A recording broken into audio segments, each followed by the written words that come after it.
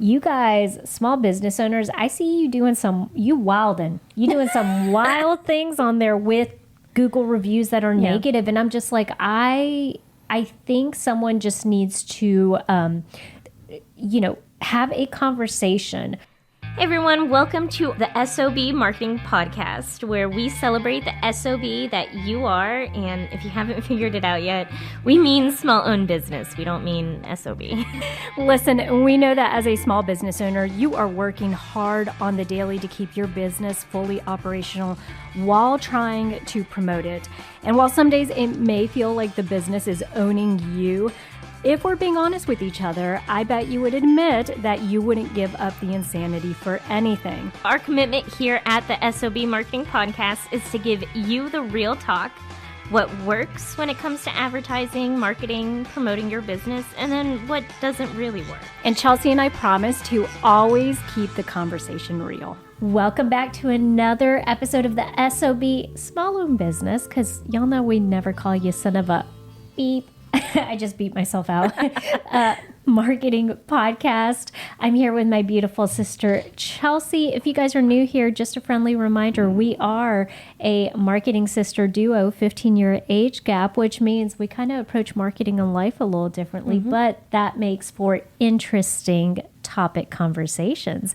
And so if you're listening, we want you right now to subscribe, because you're going to want to binge a couple of episodes to get a good overview of the marketing tips and discussions that we have around here. And as always, you guys, just remember, we have a TLDL section at the end. If you're in a hurry right now, because you're out there running a business, you can always come back and skip to that chapter, listen to it, get a brief rundown. Chelsea walks you through it, and then earmark it, come back and listen to the full length episode. So Chelsea, my beautiful, spicy little sister, what topic are we covering today? Okay, y'all, today is going to be a great conversation. We are talking about Google reviews. And I know. And how to respond to negative reviews. When do you take it by the chin and say, we're sorry that you experienced this? And when do you stand up for yourself, right? Because as a small business, there are times where you get a review and you're like, that's not what happened, right? So today we're going to talk about, when to stand up for yourself, how to do it, because there's definitely a wrong way to do it. Chelsea and I did not want to call people out on this episode, but we're not going to name any specific names. No. I just want to say this topic came up. We were throwing around ideas about things that small business owners are just kind of having to deal with in 2025. And I think because I am on TikTok and it is a little unhinged, man, you guys, small business owners, I see you doing some wild things on there with Google reviews that are negative. And I'm just like, I think someone just needs to, have a conversation about, we get it. We understand nobody likes a negative Google review. We wish all of them, hello. We used to start our podcast by Chelsea saying, leave us a 5-star review. Okay. We don't want anything. We still want you to do that, by the way. Yes. Still leave a 5-star review. Yeah. We don't want anything less than a 5-star review. But the truth is, when you're running a small business, people's personalities, people's experiences, opinions, you're bound to get some negative reviews. It just comes with the territory. And so today, we're not just going to be focusing on the negative, but we do want to give you guys a little more guidance, or just have an in-depth conversation about what should be considered before we take action. Yes. And get super defensive and stuff like that. Love to have a two-way discussion about this. So if you guys have any thoughts throughout this discussion, please leave it in the comments below. We'll try to address them on Instagram stories or on a TikTok or something. But we would love to get your opinion on how you have dealt with something similar, or how you would approach something. Yes. Okay, Vivian, I want to start this conversation by saying you need to ask for reviews. The reviews are a necessary, I don't want to call them evil because they're not. They're helpful. How often do you decide to make a purchase with a business or decide between two different products because of the reviews? Like, you go through it in your daily life. People are doing the same thing for your small business. Reviews are very important. They are necessary in this day and age. And let's also talk about the fact that, like, I think reviews are a big indicator of whether a company or a business is legitimized. Okay. So let's look at it like this. You're going to try a restaurant. You're traveling through town. You're going to try a restaurant. Are you going to select the restaurant that has one review and it's a 3-star review? Or are you going to go to the restaurant that has 2,000 reviews and they're 4.5? Yeah. Right. Average. Exactly. So I think that's the thing is, as a customer or as a consumer, you're going to be taking a gamble if you go to the 1-star review and it's like a 3, Yeah. And so I think it's just an indicator to a signal to potential future customers. And you want to be sure that, like Chelsea said, you are accepting them. You are encouraging people to leave those reviews. Unfortunately, that does mean you're going to get some that are less than 5 stars. Yeah. Vivian, let's take a step back. You mentioned restaurants. I want to ask your opinion on something. I went to a restaurant the other day, and like I told you guys, we're not going to name any names in this episode. They're anonymous. Everyone's anonymous in this episode. But I went to a restaurant. They came out with the bill, and they came out with the handheld, that people have now. No one's printing receipts anymore. No one's printing receipts. They bring the handheld out. Okay, so we go through the entire process. I pay. And then he slid a laminated QR code saying, please leave us a review. Is that a good way to go about it, do you think? I think that's one of the many options you have. I wouldn't dog it for any reason. I think, you're a small business owner. You have a couple different options. Either you're handing out, either you are printing receipts and at the bottom you're including a QR code that says lead us feedback. That's very common these days. Think about it, though. If you guys have been to a coffee shop, you saw that QR code, you still crumbled up your receipt and threw it away. You didn't leave a review, right? Yeah. So I don't know that those are as effective as maybe taking that extra step. I love that it's laminated. You don't have to make very many of them. If the QR code changes, you didn't spend a whole lot of money on it. And literally, he prompted you. He said, please leave us a review, or he just slid it? He didn't say anything. He just slid it. I think, in my opinion, if he had said, hey, could you please leave a review, and then slid it over, I would have been more comfortable with it. I still left a good review because it was phenomenal, absolutely delicious. Where'd you guys go? We just said we're not naming names. I'm sorry. Well, actually, this is a positive, so I can name it. Okay. Naan. Yes. The Indian place that just opened in Nexton. It's on my list. Oh, my God. Y'all, phenomenal. So good. It was delicious. And even more important, because they are a brand new restaurant. And so now is the time to try to bump up those reviews, because they, remember, Google Maps is relying on you guys to get those reviews. It's part of the way they kind of decide who gets to be shown at the top. Exactly. Yeah. Yes. Another way that you could do it as a restaurant, if you could laminate your QR code and then maybe just put it in one of those sign holders and just leave it on the table. You would have to create a little more of those, but that's also an option. Or you could try to automate it. Maybe if you have some type of email list, or if you have them give you their cell phone number for rewards, right? So they sign up for a reward system that you have. You could easily see if your POS, point of sale system, has a thing where it can automatically send them a text that says, hey, thanks for coming in. Do you mind leaving us a review? And literally they just click the link and then it takes them to the Google review box. Many different ways to approach this to ask for reviews. Yes, absolutely. Okay, Vivian, my second point I want to say before we get into the people using reviews for evil, you need to respond to all reviews. not just bad reviews. You also need to respond to good reviews. It's good practice to respond to everybody just because it shows your consumer that you care. Because be honest, you do care. And if you're on the other end sighing right now, if you're listening to this and you're like, that sounds exhausting, there's no way I'm going to do that. What I would recommend is have a Word document where you keep canned responses. You can customize them as you go, right? So hopefully you're just not going to be copying and pasting, but they're going to be used as like a foundation for stuff you can tack on. And so what you could do there is have a canned response for a positive review, or maybe create 3 different versions of it. Okay, positive 3 stars on up, or maybe 4 stars on up. Yep. Here are 3 things that we toggle between telling people, right? Yep. And it's like, thanks so much for the feedback. We're glad that you enjoyed your visit. Hope you'll come back and see us again.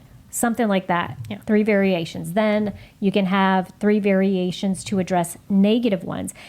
And in there, it could be something like, we're so sorry that your experience was less than stellar. If you want to talk about your experience, email us at, or something like that, right? So you're giving them another way to connect, or you could just address it right there, which is a really good option too. So I'm so glad that you said having 3 different variations. Nothing pisses off people more than getting a canned response. Right. Well, and that's why you want to listen.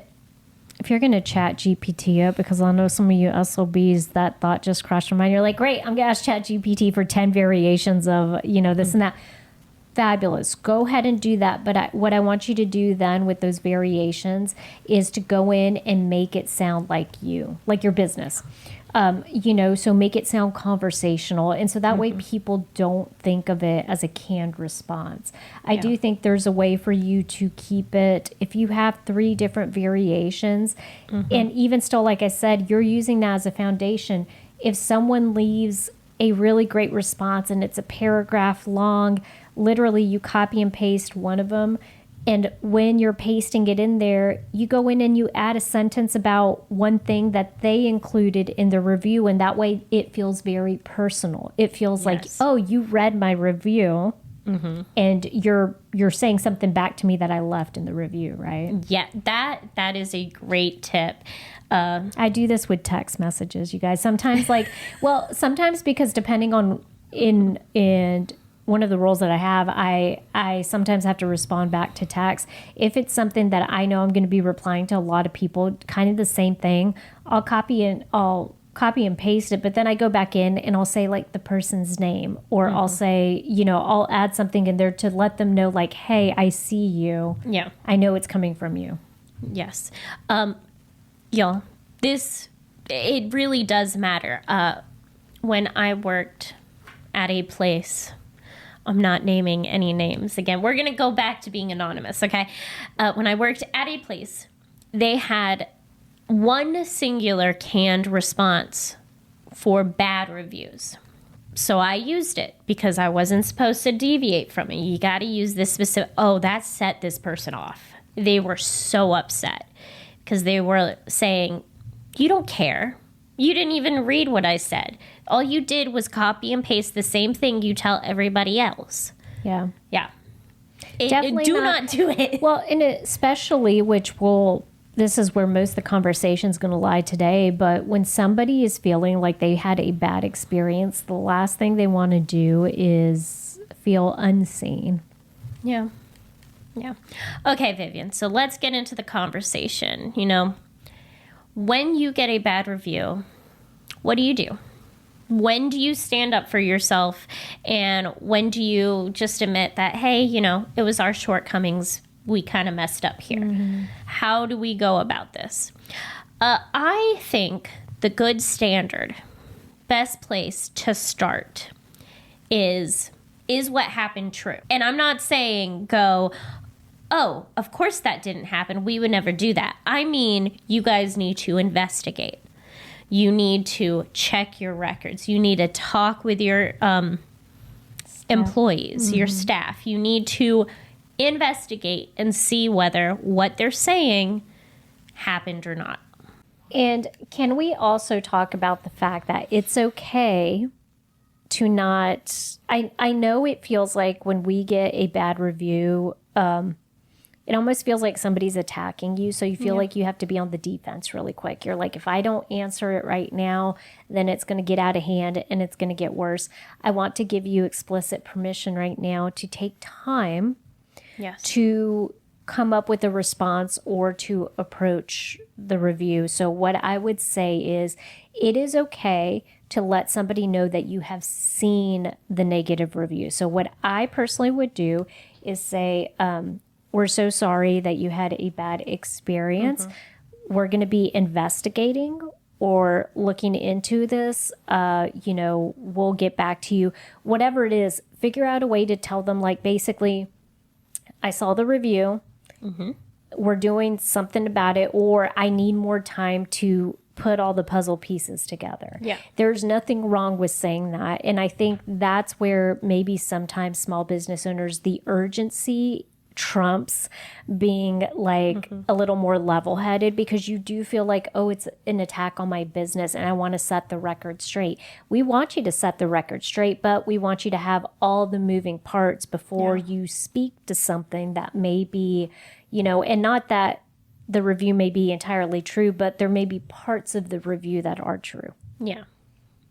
And I'm glad you said level-headed. You're feeling some type of way about it because your business is your baby. If you respond too quickly, you might say stuff that you shouldn't have said. Yeah. So let's say what they said is an actual issue. You do the research and you're like, oh, darn, we really dropped the ball there.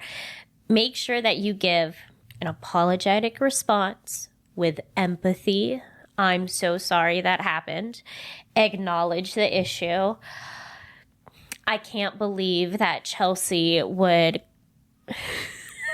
I don't know. I was going to say call you the B word, maybe. I don't know. I wouldn't do that.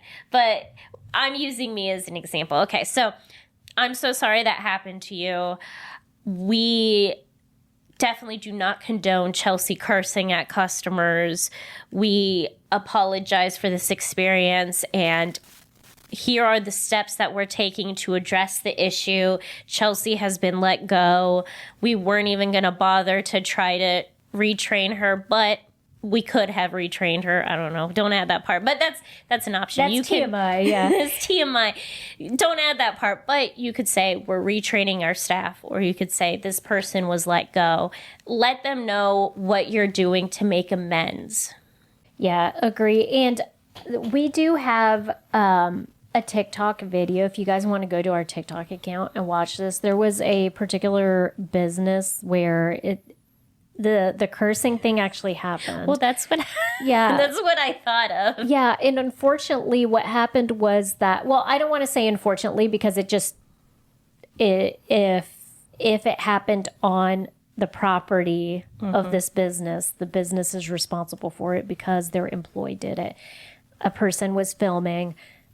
A wait staff member came in, called the girl the B word, and she caught it all on her, Instagram. And so, of course, if you don't think that's going to blow up, but what kind of, like Chelsea said, what was worse was not the actual thing that happened. It was the owner's response. Yeah. And in there, I did a video where I basically am like deconstructing the apology video, because it was pretty egregious. It was pretty bad in the sense that you could tell the business owner just didn't want to even address it. And so she never apologized, and she never addressed the actual thing that happened. And much like a Google review, I think that's what gets people in trouble. So far, you've heard Chelsea say, let's go ahead and let's stick to facts. Okay, so let's not reply with something emotional, but instead go ahead and, acknowledge someone's negative review, tell them we're going to be, exploring, or we're going to be doing in-depth investigation or whatever it is that needs to be done. And then go in, find all the puzzle pieces. When you come back to actually write your response to them, stick to just the facts. You don't need to add anything else to it besides just like offering an apology, just saying, we're truly sorry or something like that. But telling them when you walked through it earlier and you said, we don't condone using curse words. It's never appropriate for any of our team members to ever use that kind of language to a patron or to a customer. You can offer a follow-up, like saying, very clearly we've decided we're going to retrain our team members, or that person's been pulled off the floor, or whatever it is. But I think that's where, if the less you say, sometimes the better. Communication is a lot about what you leave out. Okay. You don't have to write like a whole dissertation to them about what actually happened. Just try to sum it up pretty quickly and offer your apology, and then offer them the resolution that you have. Yeah. I think that's, in my opinion, the key is informing people what the resolution is. Like, yes, we are working on fixing this problem. You apologizing but not doing anything about the issue, that's not helpful. Well, I guess so take that example where the person happened to be called the B word, okay? As a customer, what I want to know is, I can understand from a business owner's perspective, it was an employee that did this. You as a business owner, you're not up there with these little, what do you call it, marionette strings? Yeah. Like, you could have just said puppet. Yeah, you're not a puppeteer. You're not like, there you go. Yes. Master puppets. You're not mastering puppets. And no, master of puppets. You're not a master of puppets. Okay. Okay. It's Metallica. You're not a master of puppets. Okay. So everyone's got free will. I think people understand that. And so if as a business owner, you're as appalled about it as they are, because you're like, hey, that's not appropriate. Like, just don't be saying that to a customer. Then it's like, okay, I can acknowledge that you've apologized to me. You personally didn't have a hand in it, but I also want to feel safe enough that when I go in there, if I were to give you another chance, I don't think this would happen again. Yeah. That's the key point, right? This customer may not ever come back, but if with an apology or by addressing the review, you can tell them, hey, give us another try, and this isn't going to happen again. If there's some type of, I don't want to say guarantee, but you're leaning towards that, and you're like, I do feel that she addressed the issue. Yeah. So if I go back, I don't think anyone's going to be cursing at me. Yeah. Stop wasting your time Googling how to market my small business. Join the S.O.B community. Get templates, expert advice, weekly Zoom calls with us, and a supportive group of other business owners for, get this, just $50 a month. Marketing doesn't have to be hard when you have help. Head over to www.school.com/SOB. That's SKOOL.com/SOB, all lowercase. Join today and feel confident in your marketing. What if someone leaves you a review and it is egregious, it is a lie, or it's a lie, or maybe it's, what is it, dramatized? Yes. Thank you. That's the word I was looking for. What do we do? Okay. You need a very measured defense. Can we talk about that word measured? Sure. What's a measured defense look like to you? Measured means you spent time thinking about this. You put in the effort and took the time to really decide what you want to say and what you don't want to say. Because the way that you communicate is very important as a business owner. So, Vivian, do you have maybe some guidelines to help people decide whether or not their defense is measured enough? Yes. Here are 4 clues. It's like Blue's Clues, y'all. Okay. Did you have a measured defense? Clue number 1, you assess the situation first. Okay. So if you actually, like Chelsea said, took time, paused, read, understood what was being said, who said it and why they were saying it, that is clue number one, that you are taking a measured defense approach. Okay. Clue number two, you choose an appropriate level of response. Okay. You're not going off. You're bouncing off the You're walls. not then instead calling them also the B word. Exactly. You're not cursing at people in your response, all this stuff. Could you imagine, real quick, could you imagine if someone said, oh, this place, like I was in this restaurant and someone called me the B word, and then the business owner came on and said, no one called you the B word. Yeah. Like, can you imagine? I Please mean, don't do that. it would kind of be interesting and be like, oh, I see where they get it from, right? Yeah. All right. Clue number three, that you're taking a measured defense approach, is going to be that you stay professional and focused. All right. Like we said, stick to the facts, avoid personal attacks. Do y'all ever see and notice that when someone gets really mad, they start like attacking the most random stuff? Well, your hair is blah, blah, blah. Or it's like, bro, like that's not even a part of like anything that was discussed. Like this review had nothing to do with that. Can we stick to the facts, please? And avoid the personal attacks. And then also the last clue is you aim to resolve. We talked about it a little earlier in some of the discussion, but that is your key indicator that it's a more measured approach, is that you are actually wanting to give a solution, right? That you're not just responding because you feel like you have to, but that you genuinely want the person to have a better experience the next go round. And so therefore you are doing something to help that, or to steer it that way. Other things to note. One, report the review on whatever platform it's on. If it's a lie. If it's a lie. Yes. Right now we're talking about if the review is a lie. Okay. Go ahead and report the review.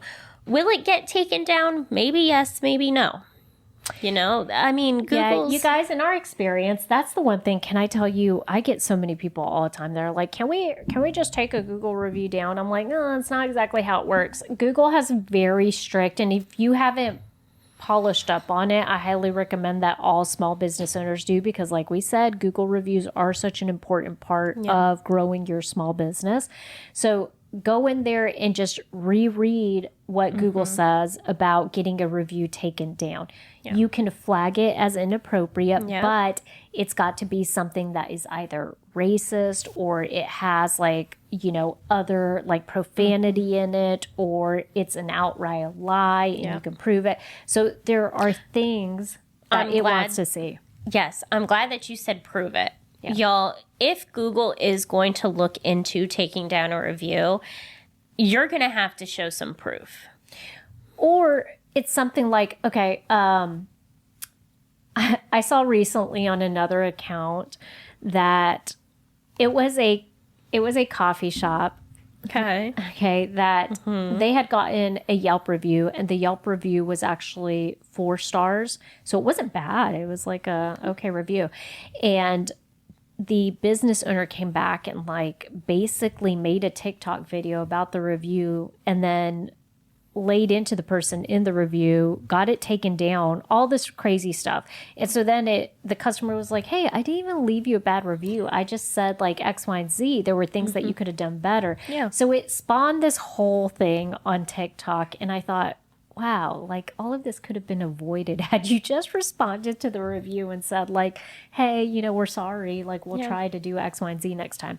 But besides the point, my thing is then this person, when I noticed that it had gone viral on TikTok, a lot of people started going on there and leaving like 1-star reviews of this business. Okay, well, the business, the one thing they can do to protect themselves is literally say like, you know, we don't have any record of you patronizing our store, you know, at all, or basically saying like, you've never come into the business. How are you leaving a 1-star review? Like you're just doing this off of TikTok. Like it's not that you actually experienced my coffee, my business, any of that.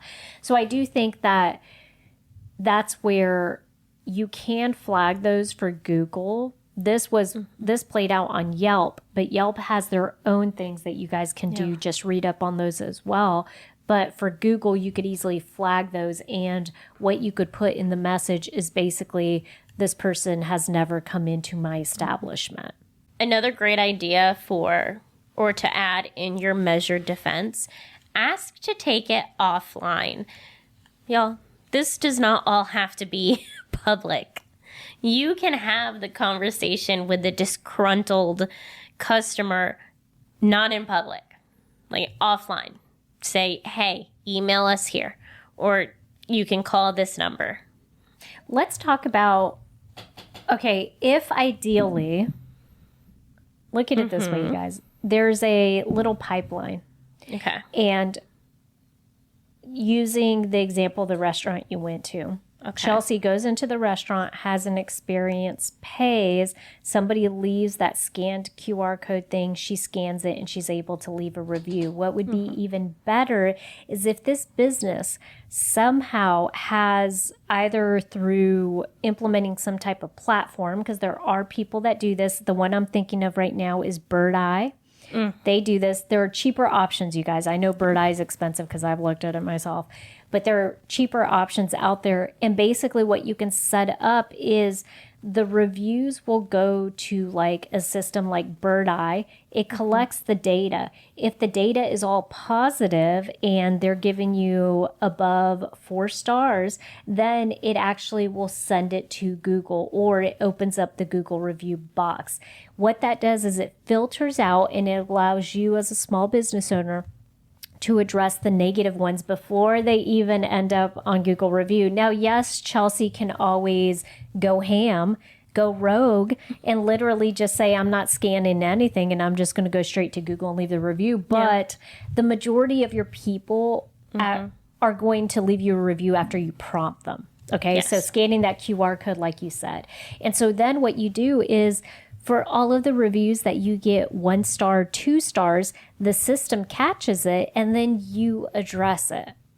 Right? And so it gives you an opportunity to go back in, fix something, make that customer feel better. And then after you've resolved their issue, they may go back and leave you a good review. But it keeps that 1 to 2 star reviews off of Google. Yeah. So there are systems now, of course, that's going to cost money to do that. I'm sure maybe you guys are super creative. You can maybe find another way to do this. But that is a really great preventative measure to just ensuring that everything that gets punted to Google is at least, stellar, or makes you look good. To hit that home, what Chelsea, though, was referring to is, a lot of these things that blow up and get viral these days happens because people are not taking it offline. They're not having the one-on-one conversations, and instead they're doing it publicly. And then everybody loves a good drama story, right? They want to be in everyone else's business. So of course, that's what's going to go viral. So I think if you're wanting to kind of protect yourself against having a viral moment like that with a negative review, then I would recommend exactly what you said, which is give them an option to say hey, we would love to talk to you about this personally to figure out what we can do to make this better. Give us a call put your business number in there, and just be sure you've communicated with staff hey, if so-and-so calls, be sure you patch them through to me, or be sure that, you connect them. Or offering them an email. Hey, can you please email us at, support at whatever, or hopefully it's not a super generic thing. It's not, don't send them to an inbox where they're going to get lost, because then you definitely belong on TikTok. Okay. You're exacerbating the problem. Can I say, it's also really important to remember that even if you take it offline, it could become public. So don't ask to take it offline and then when it's offline, berate someone. Yeah, because they're just, in the world of social media, they're just going to take it back online. Yeah. If anything, I've seen some videos where someone will go to Instagram, a customer, and they'll be like, shame on you, blah, blah, blah, business. You did this. It was a horrible experience. And the business has actually reached out, done what's right, rectified it somehow. And then the person will come back and be like, I have to give them credit. They actually, so I do think no matter what, do the right thing. Yeah. Do the right thing for your customers, do the right thing for your business. If you guys are okay losing a customer over something, more power to you. Just know though that it could go viral and you could, then you could start getting all these unsolicited reviews and all that. So I would just stick to something that is going to be, what do we say, measured? Yeah. Non-emotional. Couple of things though that I want to say, Chels, before we wrap this up and remind you guys is just remember, people love a resolution. Yes. Okay. They really do. Like, I think that actually can work even more in your favor than you think, because we all love knowing, like, we all root for an underdog. If there's a situation that is not ideal, but yet someone goes above and beyond and you're like, dang, like they will have my business for life because they have like helped me through this very cumbersome, or especially when you talk about like healthcare and bills. Okay. You get a bill that's incorrect. The person's like irate. Yeah. They're seeing red. You're talking them off the ledge, and then you actually help them understand something better, or you resolve the issue and you're set. They're going to be okay with that as long as it's fixed. Yeah. Okay. So never underestimate the power of a resolution. The other thing is avoid a word salad, please. Let's not do this your truth, my truth thing. Nobody cares about truths. Okay. Do not say, because what that is indicating is that you and I are on two different spectrums. We're not talking about the same thing. You're talking about your truth indicates I will never understand where you're coming from. My truth, you will not understand what I'm coming from. Let's not do that. Let's just stick to facts. And the easiest thing to do is just kind of walk through the experience as they laid it out and as you know it to be true. Okay? I love that. Yep. The other thing is don't offend people. Okay, by putting them down or acting like they don't know things. A lot of times when I see businesses respond to reviews, they will lead with something like, well, in our industry, what that is you signaling to them, I think you're an idiot and you don't understand anything about my industry, and this is actually pretty, okay. If that's truly what you believe, word it differently. I don't care if you go to ChatGPT and say, can you come up with a nicer, more personable version of this? Yeah. Okay. Because you just don't talk to people like that. You cannot demean them and then expect them to not get upset with you over it. That's just not it. Let's be respectful to everybody. And we're going to bring up a marketing truth that we know from previous podcast episodes. If, hopefully you're not new around here, you've heard this before. You always want to write in a third grade, what is it, third grade level or sixth grade level? It's third grade. Okay. Yeah. You always want to write at a third grade level. Fact check time. It is suggested that you write your correspondence in a 7th to 8th grade reading level. That is just good standard protocol so that everybody understands you regardless of how much education or lack thereof that they've had, okay? And so you can never assume that people are going to understand what you're talking to them about. So just be sure that you're making it as easy as possible for them to read and follow along and understand, comprehend. And then the last thing is, you guys, it's okay. There ain't no shame if you want to practice a couple times, okay? I love that. Yes, my thing is this. It can be hard to address concerns or things that have gone wrong because it's a little bit of a wild card. You're walking into a situation where somebody's upset with you or the business that you've built, okay? And we get it. It's stuff. You guys are working hard to be sure that you're selling product, delivering good service. Sometimes your staff members will mess that up, and that's okay. That's a training opportunity. But just know, when you get nervous about this, look at it as an opportunity to be able to talk somebody through a bad experience, and you end up being, I don't want to say the hero. What would it be, Chelsea? Maybe like the champion of your business, to where then you're showing them like, hey, we do have a really great side and we can resolve hard things. Yeah, I think champion would be a better word. Yeah, and I think it's just because sometimes as business owners, we want to act like we came out of the womb knowing how to do all this stuff. It takes practice, you guys. And so if it helps to, with a team member, with a family member, with somebody that you trust, a colleague, do a couple of dry runs of something to see how you can better word it, that's okay to do. The other thing is, on social media, with a lot of these people addressing these concerns via videos, we don't recommend it, but if you're going to do it, we just want to say it's okay if you guys actually write down talking points and maybe run through it a time or two, so that way when you show up, you're not at a loss for words. You're not acting like, I just decided to hit record and whatever comes out of me is going to be the thing I say, because I don't know about you, but I say a lot of wrong things a lot of times.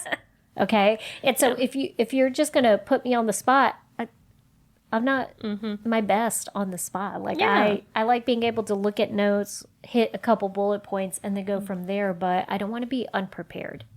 No, absolutely. And look, at the end of the day, do we condone you fighting back with a customer?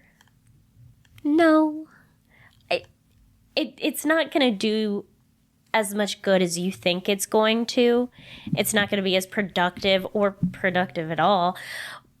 But if that's your prerogative, okay.